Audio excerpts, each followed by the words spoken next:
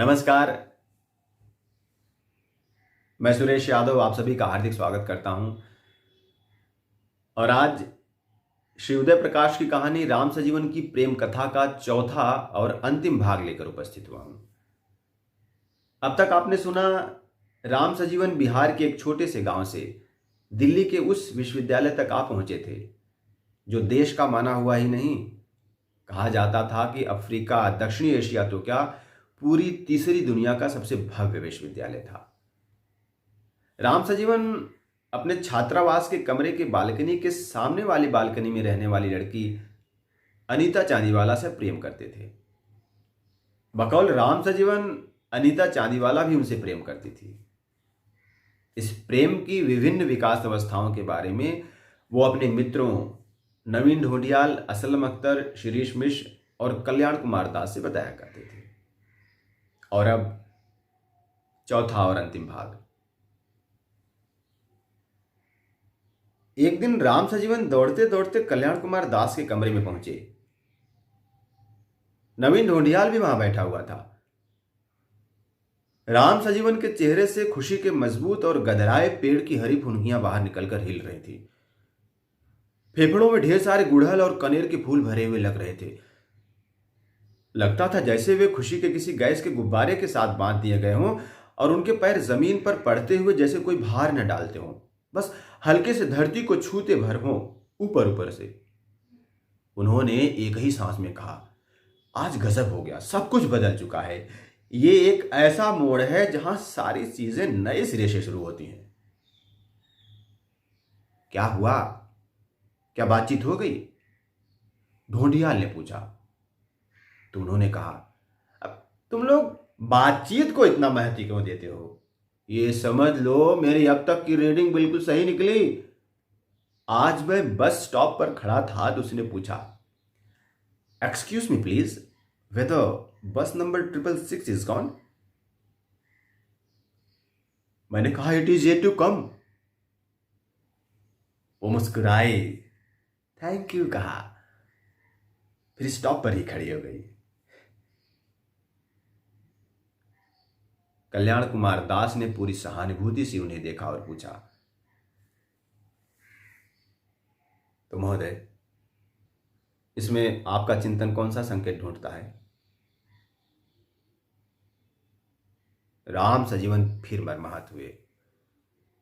उनका चेहरा तमतमा आया और बोले, वैसे तो ये सारी बातें तुम लोगों के लिए फिजूल हैं, लेकिन अगर तुम सब अपने ही तर्कों के जरिए इन सारी बातों को जानना चाहते हो तो ये बताओ, उस वक्त बस स्टॉप पर कम से कम 20 और लड़के खड़े थे।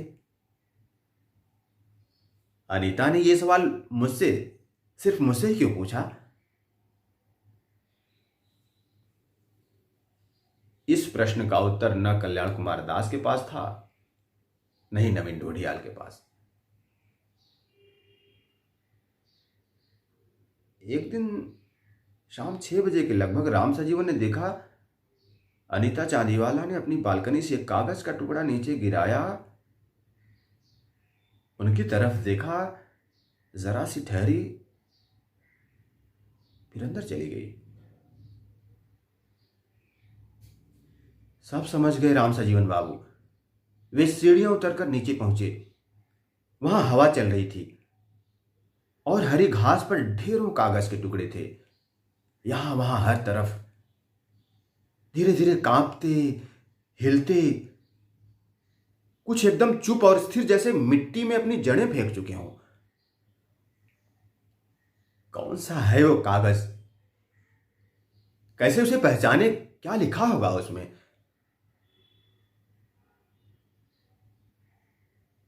रात 8 बजे तक लोगों ने देखा बाबू राम सजीवन अपने कुर्ते की ओली बनाकर वहां के सारे टुकड़ों को बीन रहे थे। वे चलने को तैयार होते तभी कहीं और एक छोटी सी चिंदी घास के नीचे हिलती दिखाई पड़ जाती। वे उत्तेजना में उसे उठाते।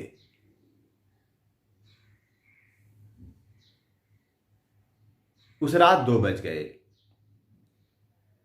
उन्होंने अपने कमरे की बत्ती जलाए रखकर वहां के सारे टुकड़ों को खोल खोल कर अच्छी तरह से उलट पलट कर देखा।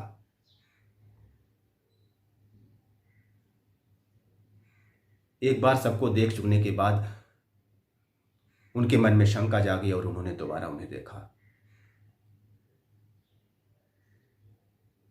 बीच में सोने की कोशिश की, लेकिन एक तेज उत्तेजना, गहरी उत्सुकता और सांस रोक देने वाली व्याकुलता ने उनकी नींद उड़ा दी और वे एक एक कर कई कई बार उन्हें खोल खोल कर देखते रहे।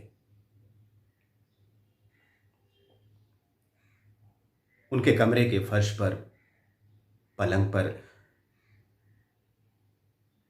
चारों तरफ कागज की नन्ही नन्ही तमाम रंगों की चिंदियां बिखरी हुई थी और वो उनके बीच बैठे हुए थे। उन्होंने पूछा, अनु, तुम्हें पता है गांव वाले किस तरह से रहते हैं? बंजर जमीन, सूखे आसमान से लड़ते जूझते उन लोगों की हड्डियां कैसे निकल आती हैं? सामंती दमन और महाजनी शोषण का कभी न खत्म होने वाला सिलसिला कैसे उनके जीवन को कीड़े मकोड़ों से बदतर बना डालता है। अनीता की आंखें भीग गई थी। उन्होंने रजाई से अपना सर ढांपा और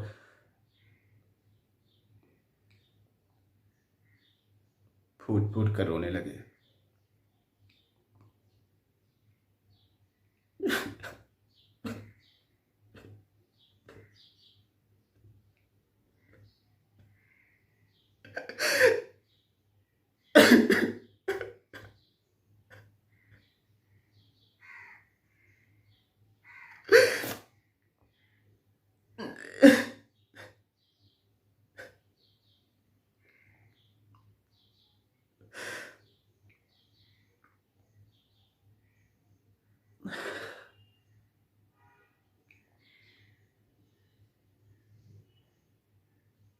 लगभग 3 घंटे।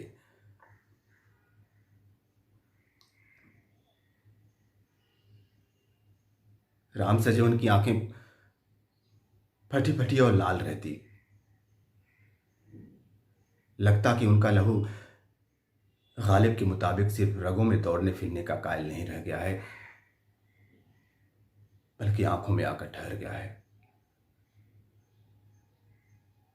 मुंह खुला रहता तो खुला रहता, दाढ़ी किसी अफ्रीकी जंगल की तरह बेतरतीब और अराजक हो चुकी थी। पतलून के पायंचों में मिट्टी और धूल लगी होती थी।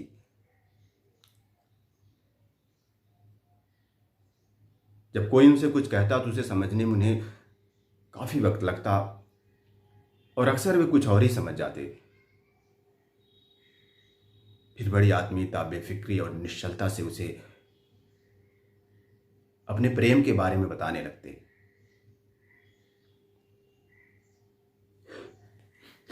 उस दिन बालकनी में अनीता के साथ एक बूढ़ी महिला खड़ी थी। कत्थई बॉर्डर की सफेद साड़ी पहने, बिल्कुल बगुले के पर जैसे बाल, पतली सुनहरी कमानी का चश्मा।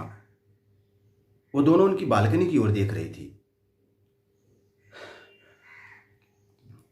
राम सजीवन ने हफ्तों बाद अपना चेहरा धोया था। पानी की ठंडक से उनका मन खिल उठा। उन्होंने दूसरा कुर्ता पहना, बालकनी में निकले और आकाश की ओर देखकर मुस्कुराए। फिर नेरुदा या किसी और कवि की कोई कविता याद करनी चाहिए, लेकिन पता नहीं क्यों बार बार उनके दिमाग में बंकिम चंद्र की यही पंक्तियां घूमने लगती थी। शस्य श्यामलम सुजलाम सुफलाम मातरम वंदे मातरम।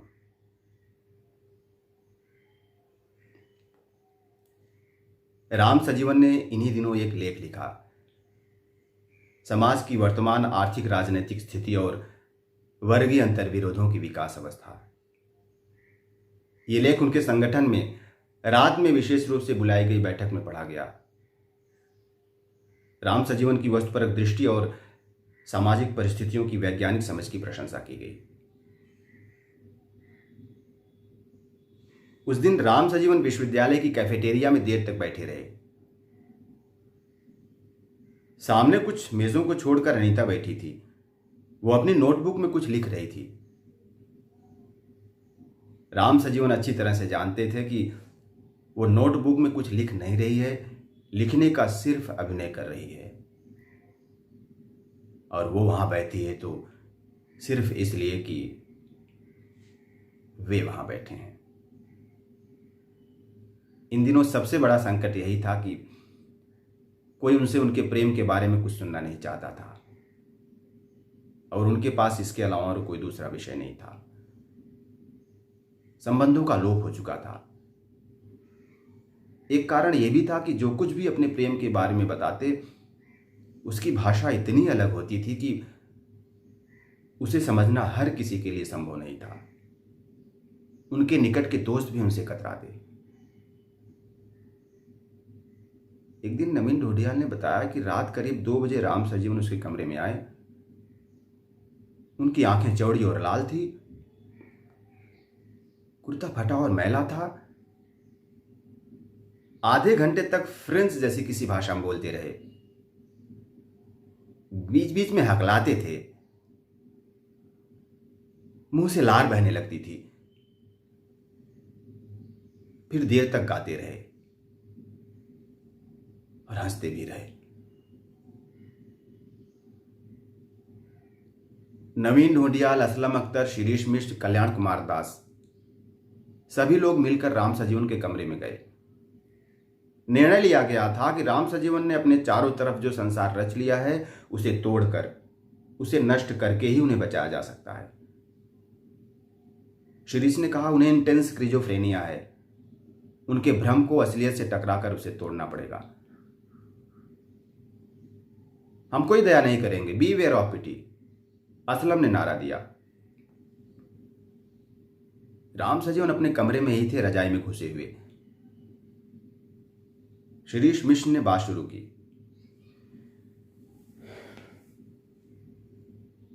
देखिए सजीवन बाबू, सच्चाई तो ये है कि वो लड़की अभी आपका नामो नहीं जानती, और ना ही उसे पता है आप उसे प्यार कर रहे हैं मजनू की नाई।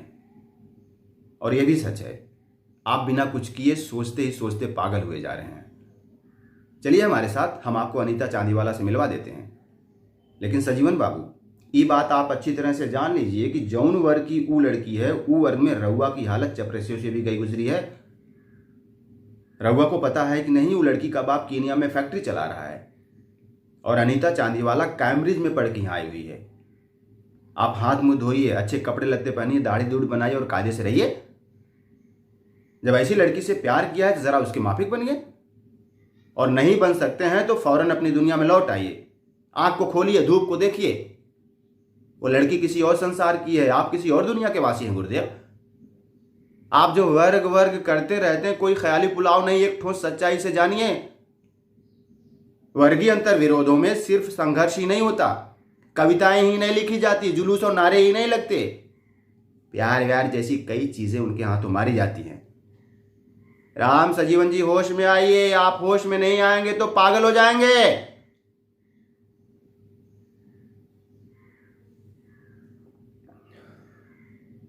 वे सब बारी बारी से एक एक कर बोलते रहे।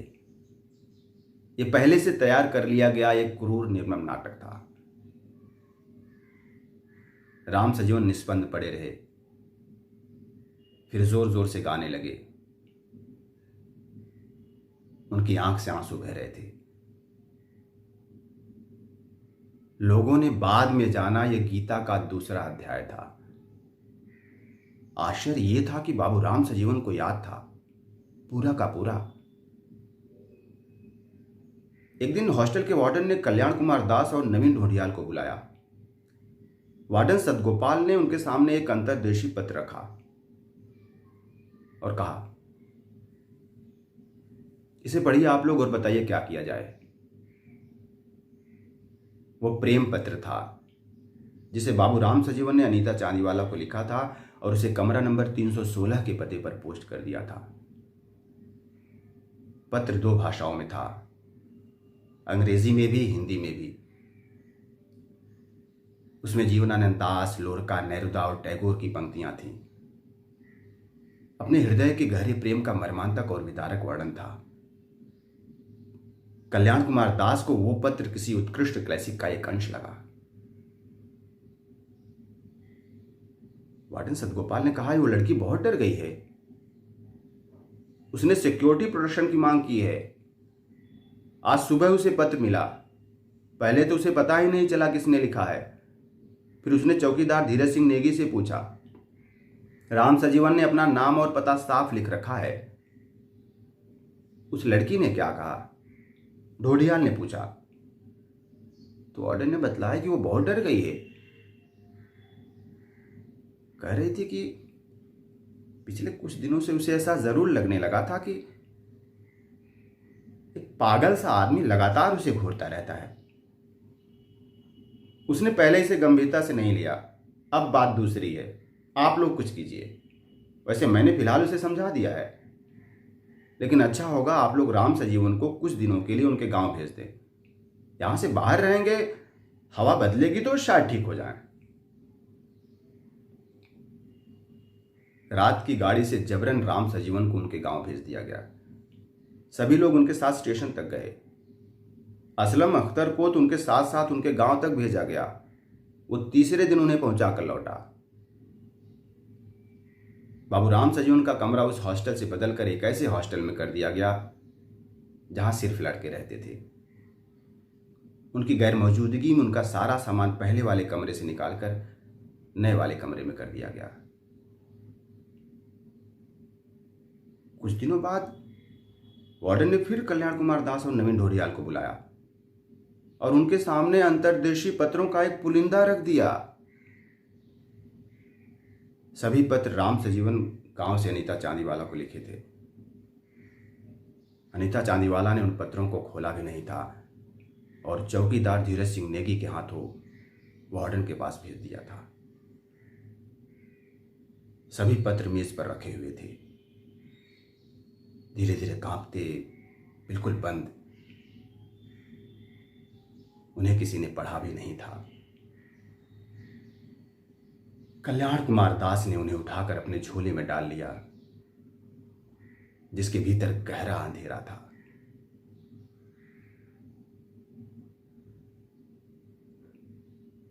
राम सजीवन फिर लौट आए हैं। 1 साल तक गांव में रहने के बाद अनीता चांदीवाला रिसर्च खत्म करके कीनिया जा चुकी है। कल्याण कुमार दास एक अखबार में उप संपादक हो गया है। नवीन ढोडियाल को गुवाहाटी के किसी चाय बागान में अच्छी नौकरी मिल गई है। राम सजीवन को पूरा यकीन है कि अनीता चांदीवाला अभी भी यही विश्वविद्यालय में है। वो उन्हें देख रही है। वो किसी अदृश्य इम्तिहान में से गुजर रहे हैं। राम सजीवन अभी भी समाज की वस्तुगत परिस्थितियों, दर्शन की भौतिकवादी परंपराओं और वर्गीय अंतर्विरोधों पर कभी कभी लेख आदि लिखते रहते हैं।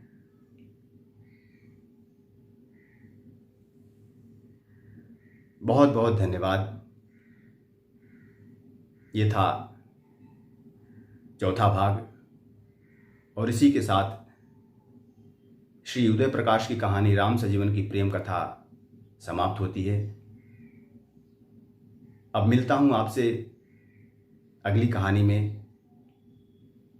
इस कहानी को प्रस्तुत करने में अगर कोई भूल चूक हुई हो तो क्षमा प्रार्थी हूं। जय हिंद, जय भारत।